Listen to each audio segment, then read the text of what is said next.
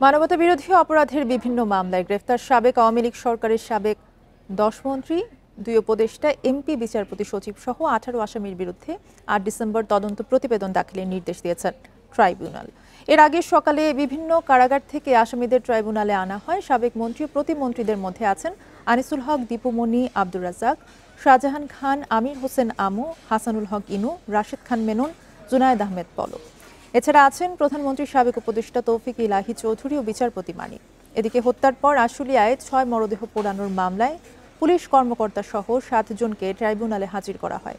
এই মামলায় চলছে সাক্ষ্য গ্রহণ। এছাড়া আরও ৪ মামলায় মোট ৪৭ আসামিকে আদালতে হাজির করা হয়।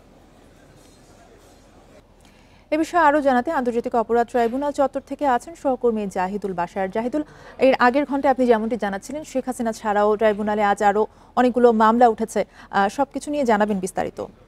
দেখুন, শেখ হাসিনার মামলাকেই সবচেয়ে গুরুত্বপূর্ণ এখন। তার মামলায় রাষ্ট্রপক্ষর যে যুক্তিতর্ক উপস্থাপন সেটা আগামীকাল শেষ হবে। আজকে কিছুক্ষণ আগে আজকের যেই উপস্থাপন, তথ্য, যুক্তি, প্রমাণ সেগুলোর মধ্যাহ্ন বিরতিতে গেছে আদালত। এ পর্যন্ত যেটি হচ্ছে সবচেয়ে গুরুত্বপূর্ণ, আপনি জানেন যে শেখ হাসিনার বিরুদ্ধে মোট ৫টি অভিযোগ সুনির্দিষ্ট। তার ভিতরে দুটির বিষয় নিয়ে গত ৩ দিন, আজকে চতুর্থ দিন পর্যন্ত আলোচনা হচ্ছে। তার মধ্যে এই যে লেথাল উইপেন বা শেখ হাসিনা যে সরাসরি মারণাস্ত্র ব্যবহার করে আন্দোলনকারীদের হত্যার নির্দেশনা দিয়েছেন, এই যে অভিযোগটি, সেটার উপরে সবচেয়ে বেশি গুরুত্ব দিয়েছে রাষ্ট্রপক্ষ। এবং তা নিয়েই কিন্তু বলতে গেলে আজকে ৩ দিন, প্রথম দিনের পরের থেকেই নিয়ে ৩ দিন সেই বিষয়গুলো। আজকে শেষের দিকে এই মধ্যাহ্ন বিরতির আগ পর্যন্ত কয়েক ঘন্টা ধরেই কিন্তু হেলিকপ্টার থেকে যেই গুলির নির্দেশনা দেওয়া হয়েছে, তিনি হাসানুল হক ইনুর সাথে একটি ফোনালাপে বলেছেন এবার ওপর থেকে বোম্বিং হবে, ওপর থেকে মারা হবে।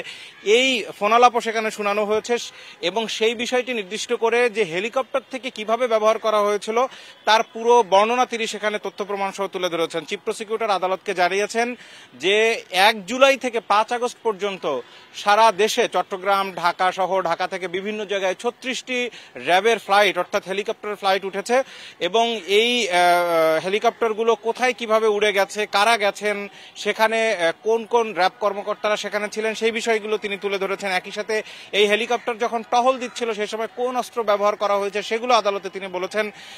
সেখানে চিফ প্রসিকিউটর গুরুত্বপূর্ণ একটি বিষয় বলেছেন যে সাধারণত কোনো কাউকে নিয়ে উড়াল দিলে বা কোনো জায়গা থেকে কাউকে উদ্ধার করার জন্য গেলে হেলিকপ্টার এত নিচ দিয়ে ফ্লাই করার কথা না, কিন্তু দেখা গেছে যে এই আন্দোলন চলাকালীন সময় ঢাকা শহরের ভেতর দিয়ে বিভিন্ন জায়গায় যখন হেলিকপ্টারগুলো ফ্লাই করেছে সেই সময়টা খুব কাছ থেকে, অর্থাৎ তিনি এটি বোঝাতে চেয়েছেন যে আন্দোলনকারীদের নজরদারি, তাদের উপর অ্যাটাক করা, এই কাজেই কিন্তু হেলিকপ্টার ব্যবহার হয়েছে। সেটির একেবারে ফ্লাইট সংখ্যা দিয়ে তিনি সব তথ্য প্রমাণ তুলে ধরেছেন। এখানে চিফ প্রসিকিউটর আরেকটি বিষয় বলেছেন যে এই হেলিকপ্টার থেকে যেই গুলি করা হয়েছে সেই গুলির যেই তথ্য প্রমাণ তারা পেয়েছেন সেটি র্যাব সদর দপ্তর থেকে দেওয়া হয়েছে, কিন্তু সেটি সঠিক নয়। তিনি বলেছেন যে এমন হতে পারে, তিনি একেবারে উদাহরণ দিয়েছেন যে দেখা গেল ৫,০০০ গুলি বর্ষণ করা হয়েছে কিন্তু প্রমাণ দেওয়া হয়েছে ১০০ গুলি খরচ করা হয়েছে। বাকি গুলিগুলো অন্য জায়গা থেকে যেগুলো প্রমাণ ছাড়া নেওয়া হয়েছে সেগুলো থেকে, সেই জায়গাগুলোতে কিন্তু গুলির ব্যবহার করা হয়েছে। এই ধরনের অনেক তথ্য আদালতে দিয়েছেন। এটি গেল চিফ প্রসিকিউটরের আজকে যে শেখ হাসিনার মামলার আর্গুমেন্টের বিষয়। আরেকটি গুরুত্বপূর্ণ, যেটি এই মামলায় এই আদালতে আওয়ামী লীগ সরকারের সময়ের যারা গুরুত্বপূর্ণ ব্যক্তিরা ছিলেন, বিভিন্ন মন্ত্রী, সচিব, সেখানে উপদেষ্টারা রয়েছেন, তারা যেখানে ছিলেন সেই জায়গায় যে মামলাটি, সেখানে আজকে মোট ১৬-১৭ জনের মতো এখানে আনা হয়েছিল। তাদের বিষয়টিতে আসছে যে আগামী ৮ ডিসেম্বর এই মামলার যে তদন্ত প্রতিবেদন সেটি জমা দিতে বলা হয়েছে। যদিও চিফ প্রসিকিউটর একটি বিষয় বলেছেন যে এখানে যাদের আনা হয়েছে তারা সবাই হয়তো এই মামলায় শেষ পর্যন্ত থাকবেন না, আলাদা আলাদা করে মামলায় তাদেরকে অন্তর্ভুক্ত করে হবে, সেই তদন্তও কিন্তু চলছে। যেমন এরই মধ্যে হাসানুল হক ইনুর আলাদা চার্জ ফ্রেমিং এর শুনানি হচ্ছে। তো এই ছিল মোটামুটি এখানে গুরুত্বপূর্ণ দুটি মামলার বিস্তারিত। ধন্যবাদ আপনাকে। জাহিদুল বাশার জানাচ্ছিলেন আন্তর্জাতিক অপরাধ ট্রাইব্যুনাল চত্বর থেকে।